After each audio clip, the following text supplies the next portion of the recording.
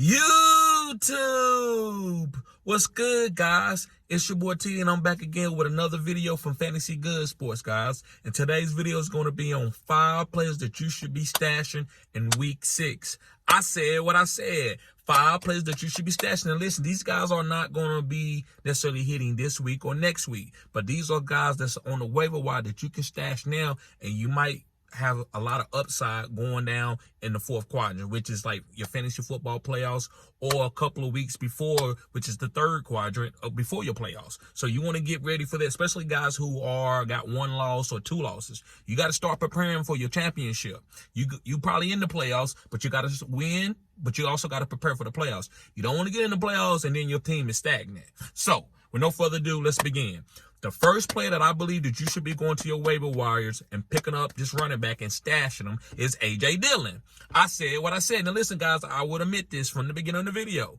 I'm 70% right. I thought I could say I'm 75 total for my whole career doing this, but 70% right so far this year of talking about players who are going to be hitting and missing. But right now, A.J. Dillon didn't hit from the beginning. But right now, he's getting good for the rest of the season. Like, he's going to be a good running back to have on your team for bye weeks, because we got a lot of bye weeks. Like, next week, it's going to be a crazy bye week. So we got to get ready to play these guys and win these weeks. And A.J. Dillon is going to be a guy that I want going down in my flex down the stretch. I think this guy runs hard, and Jordan Love is not going to be throwing the ball a lot, because that's not the way they got to win. That's not the way he can win games. He needs a good run game behind him, and I think A.J. Dillon and Aaron Jones is going to be solid for him. So A.J. Dillon, if he's on your waiver wire, go pick him up and stash him. If you got plenty of running backs, that's okay. You still stash this guy because, like I said, he could be a league-winning player in your fantasy football playoffs. You never know what's going to be going on. This team could be a dominant run game. This team could be running the ball 30 times a game with Aaron Jones and A.J. Dillon. They both could be starters. So pick up A.J. Dillon, guys. Going to my next guy is Elijah Mitchell.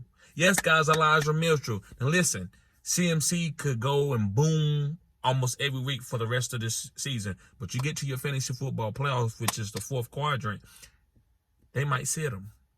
They said, listen, we got the playoffs. We 13-0. We 14-0. We're not playing them anymore.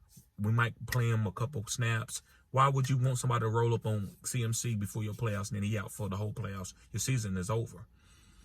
They ain't trying to play that game. They didn't have that stuff happen to them several times the last couple of years, San Francisco. So they're not trying to play that game. So you know what they're going to do as far as the fantasy football playoffs? Week 14, week 15, week 16, they probably going to be sitting CMC. So you need to go pick up Elijah Mitchell, because Jordan Mason is good, but he's not Elijah Mitchell. When Elijah Mitchell knee heals, which I'm not saying, it's not a 100% guaranteed his knee going to heal.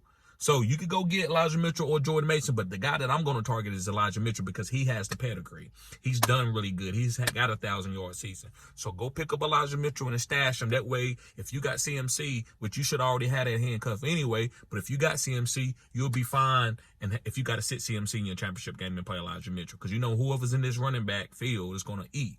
Now, if you don't got CMC, you go get Elijah Mitchell, and you can trade him for a nice piece. You can say they might start hearing that they're going to sit CMC down, and you go, hey, listen, man, I'll trade you CMC. That way you got a backup running back, and you can get an alpha wide receiver or whatever you may need to help your team. So go stash not CMC, but Elijah Mitchell right now, guys, starting week 6. All right, going on to my number 3 guy, and this is a tight end.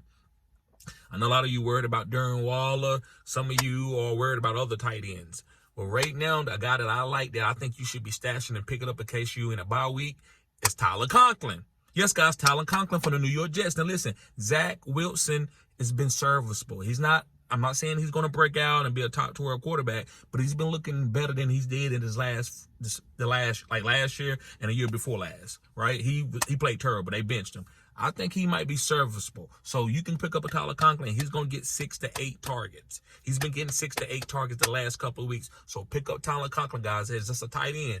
We got to play a guy that's getting targets. That's all you can do with a tight end. There's only like 3 guys that you can say is booming. The rest of the guys are just, they like this. So go stash Tyler Conklin if he's on your waivers. Next guy I feel like is a stash, and this is a guy that's going forward. He got very volatile wide receivers on his team. They good, but they volatile. It's Quentin Johnston. Yes, guys, Quentin Johnston. The reason why you should be stashing Quentin Johnston, because we know that Keenan Allen is a beast, but he could go down. He's been healthy. He was healthy mostly last year, other than, well, he had a hamstring injury, but he didn't have no career-ending injury or no whole type of year injury, right? But you still should be getting Quentin Johnson. Even though he's not ready, he's not over Josh Palmer, I think he could be as the season go on. So go pick up Quentin Johnson. If he's out on your waivers, you go pick him up and stash him. Don't worry about what he's going to do week to week. You gotta get ready for your fourth quadrant, which is your fantasy football playoffs. And last but not least, this may sound disgusting, but you got to be stashing him. It's Rashad Bateman from the Baltimore Ravens. Yes, guys, you need to be stashing Rashad Bateman. The reason why you should be stashing Rashad Bateman is because, guys, they need him to win. These wide receivers are dropping balls. Rashad Bateman has never been a guy that really dropped balls, but he dropped the ball last week. And the reason why, I don't think he's played enough. I think he set out a lot of the training camp, and he just got to get his feet under him, as they say, no pun intended, right?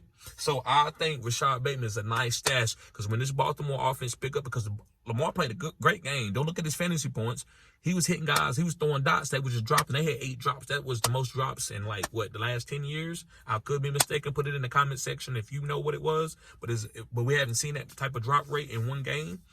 So Lamar had a good game. So you want to be getting those receivers that's going to be getting better. Zay can't take it all, and Mark Andrews can't take it all. So who's going to be that third wide receiver? It's not going to be Odell. He's just older.